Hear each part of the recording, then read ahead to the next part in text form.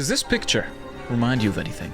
It reminds you of Constantinople, which means you must be 1,695 years old. Me too. FromSoftware does this a lot. They utilize real architectural styles, influences, and environmental design to achieve multiple goals, like storytelling, tone, or giving eldritch horrors the perfect opportune to put your body through a human wood chipper made of the local villager's skin. They jump between multiple architectural styles, like Art Nouveau, Late Gothic, or Romanesque, to really display a cultural, religious, or even economic difference between different regions, which brings us back to Constantinople. Its inspiration in Leyndell serves a purpose. Its characteristics of Byzantine architecture and the massive walls surrounding this kingdom with gold domes on some buildings, which FromSoftware took to the extreme, lining basically every roof with gold, immediately giving you the sense of a wealthy and powerful capital with insurmountable defenses. This level of wealth at such a scale is not seen anywhere else in the world, especially being flaunted like this, only to be immediately and brutally contrasted by the dilapidated and devoid of life state that it's left in. Realizing its opulence didn't protect it,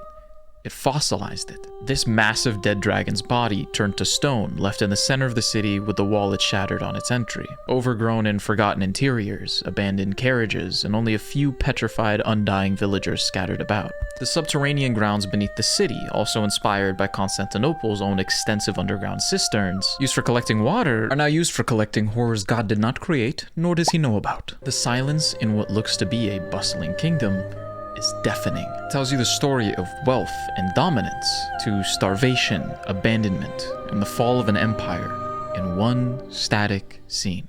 Fuck. This game in general might as well have the most well-executed usage of destruction and dilapidation as environmental storytelling I have ever seen. Every hole in a castle, every fallen piece of a missing sky island is done with intention beyond just, yeah, so build me a castle and just throw a boulder at that for me. Okay, I just want to see something real quick.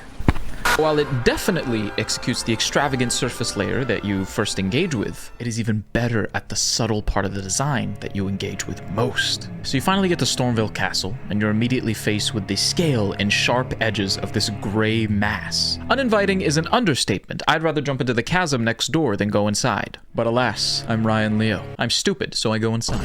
The second you enter, the scale of the outside is gone, and you are faced with tight, anxiety-inducing corridors, ambushes, torchlight just barely littered around, creating these dark corners that you just know something is going to pop out of it and pop you from. Your engagement with the architecture of this castle, from exterior to interior, is one of consistent anxiety and uncomfortability, the exact feeling they want you to have. And they're effective at this on all fronts. Even in Leyndell, where you are in fairly wide spaces, they use the contrast of almost something similar to a liminal space, where it feels like something is off or missing, to make that anxiety stick with you regardless of the open air. Or let's say a location like the Academy of Rhea Lucaria, which to me at least isn't that scary. It has this warm and magical vibe even from the outside. But what you do get a sense of is the people inhabiting it. The scholars are detached in every way. Their lives revolve around their study of magic, so the interiors feel cold and impersonal. The only signs of life are the manic messes of study and supplies, desperate piles of books, and glintstones to no end. When I studied at the first school in America back in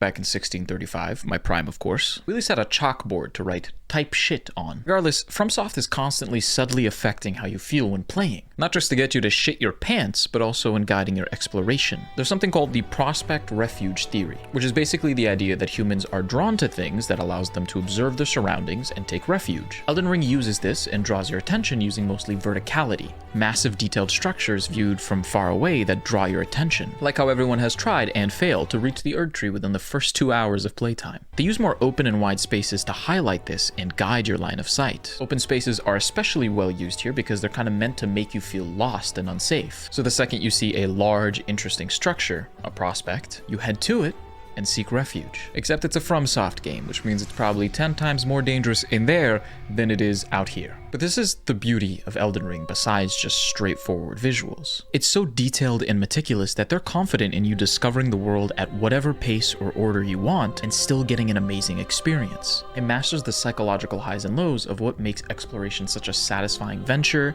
narrative driver, and emotional roller coaster through architecture and world design. Alright, thank you for watching. Comment what your favorite location in Elden Ring is, because I'm curious, and I will see you all next week. Peace.